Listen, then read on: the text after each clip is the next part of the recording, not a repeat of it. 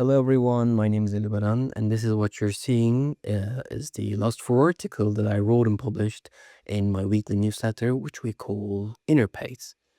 So I usually do podcasts like companion podcasts to listen, which I basically read the article, but it is summer and I was not really feeling to record myself at all.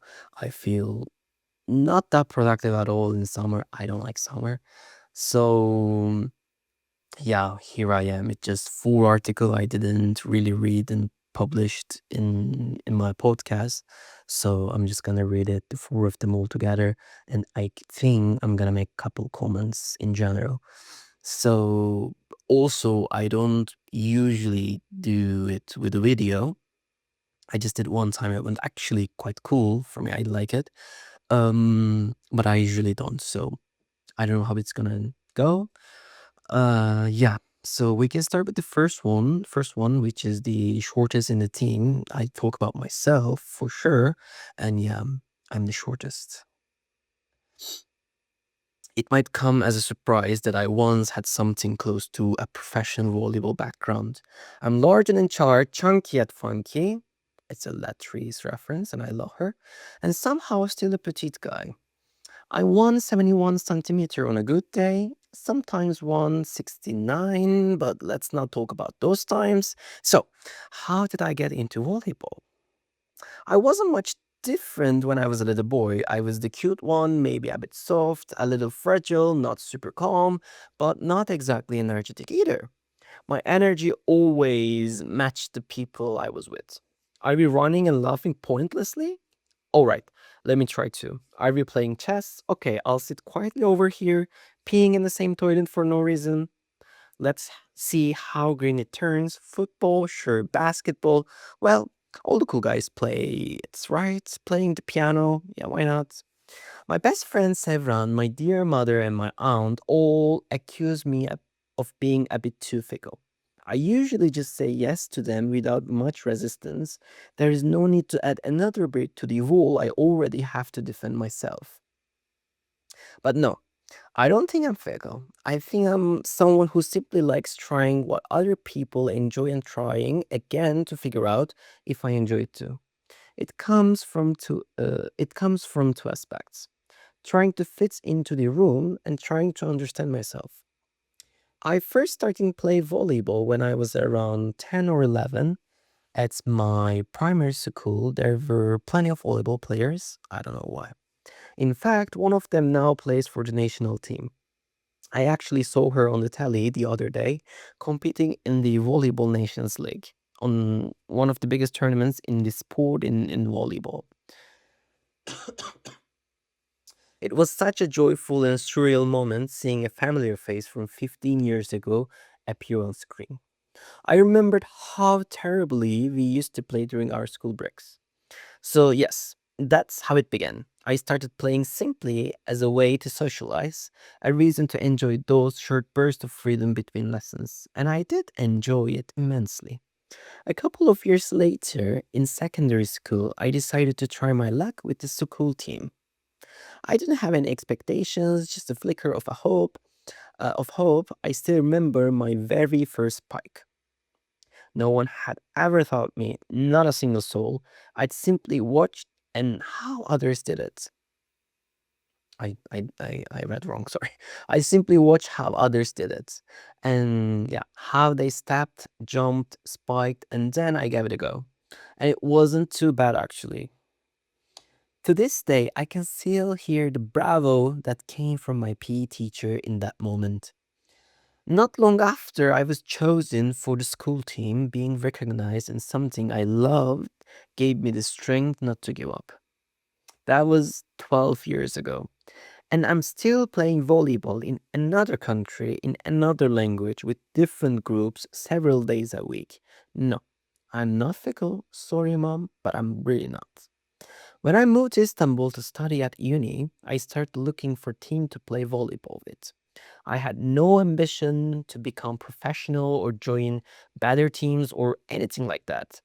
I just wanted to be on the court and play with the ball. I didn't have much self confidence, but I wasn't particularly anxious either. I was like, I'm here to play. If you don't want me, that's fine. I'm sure there are other places, right? I found a coach on Facebook and messaged her without thinking much. She was incredibly kind to me. She saw me and my physical appearance, and I saw this disappointment in her face. It didn't bother me, but that was the moment I realized I didn't meet the standards. Luckily, she believed in me and didn't say no. I started working out and learning more about volleyball with her girls' team. There weren't enough boys to form our own team, so we trained together with the girls. I genuinely enjoyed those days. I liked the coach, I had no stress. That changed after a year. There were no enough boys, and a new coach had just arrived in town. He was the kind of person who really liked to win, hot tempered. From the first training session, I walked into the court, and he goes without a hello, without even a smile on his face. He said, "Oh, with that arse, you can't play volleyball." I laughed at that moment. I already knew I had to lose weight, but now, when I think back, I wonder, was that really necessary? Uh, it was 8 a.m. I was in the fucking court on the time, ready to train with no attitude, no ego. It my fought arse. Later on, over the years, we built our relationship, and I had moments when I understood him and his vision. It was different, very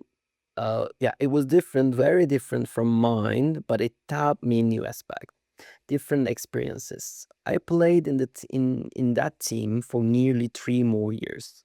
I liked my teammates. I wasn't intellectually similar to most of them, but I was seeing different visions again. It didn't bother me. People treated me well. I was playing as a setter. I wasn't particularly good. Most of the time, I was the last pick or the regular sitting on the bench. My hands are weirdly soft. Well, not weird of me, of course. So my sets were decent. Not always, but I could manage. I learned a lot over time, but the anxiousness grew inside me. It reached its peak when I had to play in the second division, which was a high level for me, by the way. It wasn't quite professional. There were young players too, but they were good. Like they wanted to be pro athletes. I wonder where they are now, actually. Yeah, the team I knew went on to become champions in the second division, then the first, and now they're going to play in the top league. Good for them. I'm happy that I had to couple of breaks in their growth. I stopped playing for them after that first season in the second division. I went on an Erasmus exchange, so I didn't have the chance to play with them again. I'm afraid they wouldn't have offered me a spot in the team anyway. I wasn't enough. I wasn't tall, and that had its domino effects. Being short made me a little chunkier, a bit slower. I couldn't block anyone. My sets became shaky because I was more anxious because I felt I wasn't enough. I was crying and stretching myself thin to fit into the team. I was debriefing myself, saying yes just to gain approval from my teammates. The shortest needed approval. It wasn't a good coincidence. It was a good coincidence for me to go to Spain for 6 months. The university team also remained important to me. I spent so much time trying to build it. I had many happy moments and sad ones too. I had good friends. God knew that if I ever taller than 190 centimeter, I wouldn't do anything else but chase volleyball. Maybe I would have tried to become a professional player, make it my career. I probably wouldn't have studied, written, or tried anything different. Yeah. So, first of all, I read shit. Sorry, I became a little anxious. I don't know why. I just see myself and my traumatic moments and stuff. It's so bad. I'm so sorry. But anyway, the comments I'm making about this article. Okay, so the first of all, I did try something in this one. I did try to write everything in British English, which is weird for me because I'm Turkish, first of all. Like, my mother tongue is Turkish. And okay, I speak English for a really, really long time. I got it. But my English is somewhere, like my accent, how I use the language is somewhere between American and British. Like, it's a super mixture. So I was kind of feeling it's not okay, which is really okay. But I had to, like, maybe it's not okay. Like, I have to have one, decent voice, or I have to choose one of them. Like, it's okay. It's not okay to mix them. So I said to myself, I'm gonna try just British English. That's why I wrote like R's instead of S, or I had a couple of things I had to change and check. So it was interesting feeling, and then I realized it's not that me. Like, I'm not British, punto. Like, I'm not. So I am not going to do it again. But what I really like to do, like in the future, live couple of years at least in UK, especially north of UK. So maybe after those years, I'm gonna be like, I'm gonna write in British English, or probably I'm gonna have some accent because I'm just that person. When I hear accent after a week, I accidentally change how I speak. But anyway, so that was an interesting point for me about this article. About the context. So it is not that fun, I know. I think it was one of my weakest articles, but I think it's good if you know me, but if you don't know me well. Like, it's a really interesting part of me that I play volleyball. I still play. It's for me, it is interesting. Like, I see myself on a mirror. And I say, how did I manage to become kind of like pro in volley? Like, why I have a volleyball match on YouTube that I play fully, and it's like I'm playing against one of the greatest team in Turkey. Like, that kind of things I wasn't expecting from myself. But I enjoy it a lot. Like, I still enjoy, like, I still play blah blah blah. But yeah, it's the interesting side of me, and I just wanted to write about it. And as you can see, it became a little shaky in the end because I don't know how to explain. Like, I was feeling like, oof, I need to finish it because it became so detailed and stuff. I have many more memories about volleyball, everything, how I feel. I can really romanticize it, how did it affect my life, blah blah blah. But I said to myself, maybe it's enough. So I had also no much space left to write more. So I have to just shakily finish it. But yeah, that's all. The second one, my walls, uh, it is a little depressing, I have to say. I remember really well.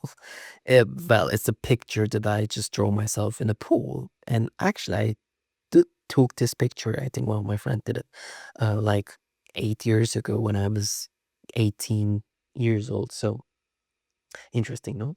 And I just found it, put a black and white filter, and I wrote my walls on anxiety, self-protection, protection, and the silent distance within me. Bold subtitle. Anyway, it wasn't something I struggled with much when I was a teenager or a child or a newbie university student or ever until now. I know where it comes from, but I do not have the energy to dig into it. I hate my anxiousness. It leads me to hate myself. There are moments when I have no idea what I'm doing. It's not necessarily a general crisis. Sometimes I get confused by simple things, cooking, playing a video game, studying. It feels like everything I try to understand crashes into a wall in my head.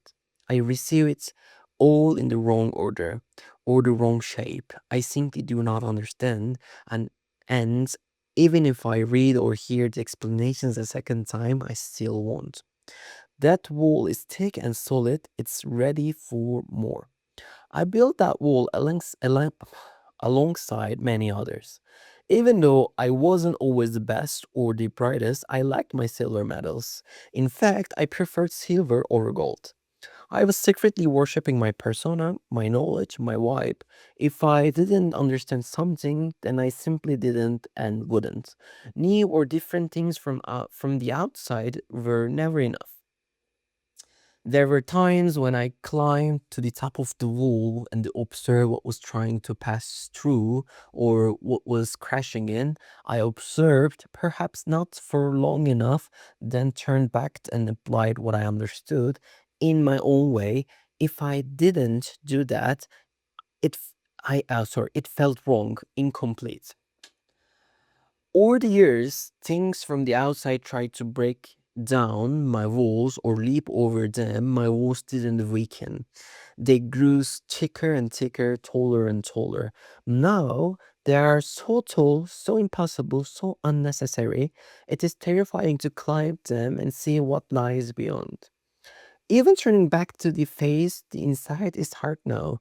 The top of the wall is windy, it shakes me. The shadow of the wall covers everything, covers my life, covers me. I listen. I listen to what people say from beyond the wall, what tries to pass through, what crashes. I incline my ear. I hear hoarse voices, broken sentences, scattered ideas. It rains heavily. The wind driven rain hits my face. The wall no longer protects me. It leaves me alone. Manipulated birds, a house, my house. Let not my walls collapse. If they fall, they will fall onto me, or onto my many thoughts, feeling and acts of love approaching from the other side. Let not my walls collapse. I'm Alibaran, the anxious one. If I climbed to the top the of the I really have to fuck this part anyway. I'm gonna do it again. Sorry. Yeah, let not let not my walls collapse. If they fall, they will fall onto me or onto many thoughts, feelings, and acts of love approaching from the other side. Let not my walls collapse. I am Alibaran, the anxious one. If I climbed to the top of one last time, would the wind push me to the other side? I am Alibaran, the anxious one. I'm installing windows into my walls, perhaps one day a door. All right, so there's not much things to talk about this, but yeah, sometimes I feel that down and I just wanted to be honest with me because I think writing and talking with yourself is the best way to be honest with yourself. So it became like this, my anxiousness, my anxiety, and my really close friends became really vocal about it, and I just questioned myself a lot, and it made me even more anxious. Like, imagine being more anxious about being anxious. It is a little hard to take, but yeah, that's why it's a little depressing. Sorry. This one is kind of fun. I really like this one. So I might like Indonesian food. Quite random, no? Between the content, the plate, and my cravings, something clicked. A digital spoonful of something real. And that's me. A picture in here, actually. All right. Recently, I came across an Instagram account run by Putri Yulinandari. I found Putri's videos during one of my doom scrolling sessions. My brain was melting in the Spanish heat, or maybe I had simply lost track of time and my phone was about to explode. It was super hot. Either way, I liked the video and clicked on the profile. The video was interesting, but also not interesting at all. A cuisine I'm not very familiar with, yet it looked quite appealing to my taste. 3 meals a day, mostly healthy food. Well, probably fully healthy. I don't exactly have the instincts to tell what's healthy or not, but the branding is definitely there. Everyday video, what I eat, real foods only. And you can see the feed a little bit. It was actually a really nice screenshot for me. Like, what a appealing video series. I don't know. I really like the simplicity of it. Anyway, as you may know, if I could remove one thing from the surface of this earth, uh, like after wars and everything, it will probably be the concept of making money through Instagram or over internet in general. Okay, maybe that's a bit harsh. I'd remove I would remove lying on Instagram, maybe. Or maybe the shouty accounts that beg for likes, follows, and engagements. I don't know. My relationship with Instagram is complicated. A proper love hate situation. Can't live with it, can't live without it. But sometimes, just sometimes, people who create simply for the joy of it, who find pleasure in the process, somehow get caught on my line. Putri's account is one of them. The content isn't really for me. I know I'm not the target, but still I see it. What Putri eats in her real food only diet, the prices of her plate, shared in stories, and sometimes photos from local farmers markets, nothing more. No recipes, no orders, no links, no shouting. It almost feels like no aim. It's kind of concept I love to follow, just silently witnessing what someone creates. In this case, what someone eats. Silent trade. This type of content affects and infuses me a lot. The other day, I bought a tin of fish, sardinia? I don't know. I still don't know. I have no idea. It was kind of like a tuna, but in a different format. Anyway, as you can probably tell, I'm not familiar with at all, but I found it in my shopping bag just because I knew Putri was eating something similar. Or I find myself trying to learn the best way to boil an egg. I always had trouble peeling them. I hate it.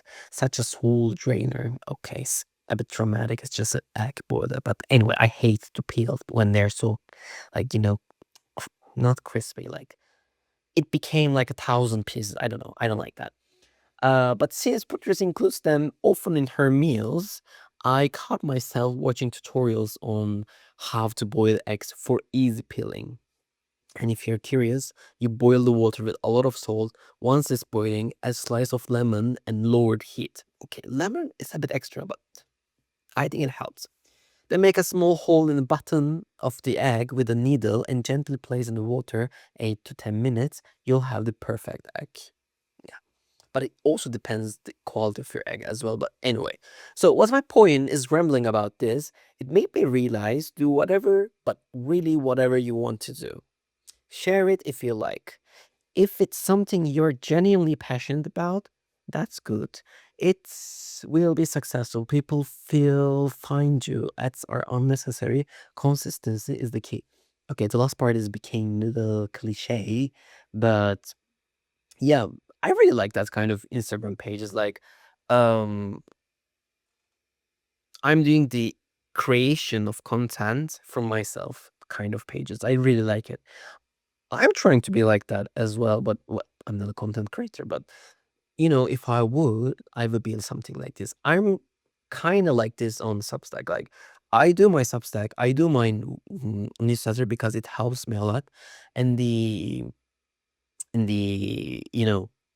response from readers from couple of specific people are really making me happy, and me having this communication with those people, it really means a lot to me. So yeah, I think you should do this media things for yourself. It really makes the difference.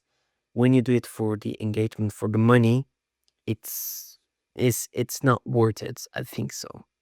Okay, the last one, fear of already missed out. So it's a little interesting one on growing up between worlds and carrying a quiet fear. It was for something else in the morning, pitch dark. Under and I were walking slowly down a narrow path on a mountain in a village. I don't know, somewhere in Leon, we were there for a festival. And in fact, it was my very first festival in my life. I'm not a concert type, but anyway. Our tent was in a village camping area, the football court. It was torturingly hot in the mornings, such a hell. But anyway, and the concerts, DJ sets were held in a castle, which took about 20 minutes to climb up to. We were on our way back to tent from the castle, holding up our phone flashlight to see the path. Two drunks talking about everything and nothing, half in English, half in Spanish. Andrea went like, creo que tengo un poco de FOMO. I think I have a little bit FOMO, pero I'm so tired to even think. And I said, "Oof, almost there. Can't wait to put on my pajamas in camping pajamas." Well, I'm such a drama queen, but anyway, no drama queen, no, diva, diva. The correct word is diva. By the way, ¿qué es FOMO, or what is FOMO? FOMO, like FOMO, Andrea said, and I said, I really don't think I know that one because I thought, I mean, I didn't knew the concept of FOMO in general. Like I heard many times, but I was not really, trying to understand what is it like FOMO. Okay, FOMO, I have FOMO. People have FOMO. Yeah, I didn't really dig into it, but yeah, I said I don't think I know that one, and then they said, pensé que lo decía mal. FOMO is fear of missing out. No lo sabías. She said like I thought I said wrong. FOMO is fear of missing out, and she kind of questioned how I didn't know that. So I said, pues no primera vez que lo escucho. It's the first time I'm hearing it. Well, it's a bit exaggeration. I heard it before, but anyway, I didn't know it. Okay. Oof, okay, having those transitions and everything and trying to speak in Spanish make me a little weird. But anyway, I'm talking almost 30 minutes now, so I'm not gonna change anything. Take it. It's a really cringe part. Take it. I might have been hearing it for the first time, but it was a familiar concept. A feeling, a fear, it had been echoing since childhood. Old enough to not to frighten me anymore, I carried quietly, and at some point, I simply accepted. I linked this habit of living with fear to growing up in a middle class family in what the world might call a second tier country.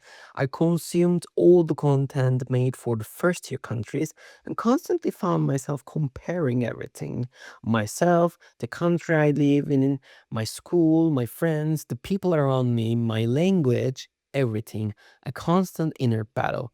I'm not missing out. My conditions are good enough versus I'm missing out, I deserve more than this. These comparisons never settled into serenity. They just kept peeling up. By the peak of adolescence, even a child with an ordinary, uneventful life could start to feel unhappy, pathetically inadequate. I never can pronounce this word. I'm so sorry. Anyway, comparing your own country to the rest of the world twists your mind. Add the uniquely Anatolian layer on top, and it becomes exhausting. Turkey is a bridge. The land we call Anatolia has always been a passage, connecting worlds to each other. Life here has been shaped by that. Its people, its ethics, everything imagine- imaginable. The influence carries beauty, but also its own quiet pain. Anatolia is a land of labels, so many of them, so bold, that's hard to find the one that feels like yours. Which label fits me best? Will I still carry it in 2 years? Where am I really living? Why it is like this? This one feels wrong, that one feels right. The voices in your head collide endlessly. Labels, judgments, the weight of violence, divisions, uh, did I say correct? Divisions. I think, yeah. Anyway, I'm gonna read again because I like this paragraph a lot. Anyway, labels, judgments, the weight of violence, divisions, and the habit of tanking life, even in misery. The beauty of the Mediterranean, the restlessness of Black Sea, friendship and hatred from the east, hatred and friendship from the west. In Turkey, actually, new name. We say a river with the constant current never gets dirty. It's true. But where two currents collide, the dirt gathers. A bridge cannot stay clean. It sways and sways again. This is the price of growing up in this land, on this land. You grow tired. Everyone is tired, and everyone feels as if they have missed something. When you stop fighting the fatigue, when you open a new page for far away and try to catch up with all the things you think you missed, you realize you will never catch them on. You realize you will never catch them all. And that realization brings a fear born of uncertainty. The feel foreign to everything. You smile a little, you feel a sad little, and you fall quiet. Okay, so this is hard to talk about. I really don't want to um, say something wrong about it because I think it's a little delicate matter.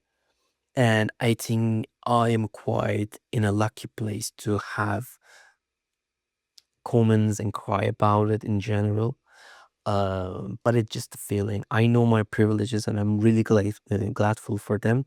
But yeah, I'm not the only one who really needs help or who really needs to be listened about this matter. But I just wanted to write about how I feel in general as a as an immigrant in a different country, right? Sometimes you feel it, and it's all about inner pace. Like it's something how I felt from my inner world. So yeah, became a quite a long video, long podcast, and it was actually really shitty. So sorry, but it was one take, so it's good, right? It has a lot of errors, grammatical mistakes, and everything. Take it, many pronunciation mistakes as well, I assume. But anyway, it's about me, and it's 4 articles that I wrote in the last month. I hope you enjoyed, and yeah, that's all. Have a great, great, great day.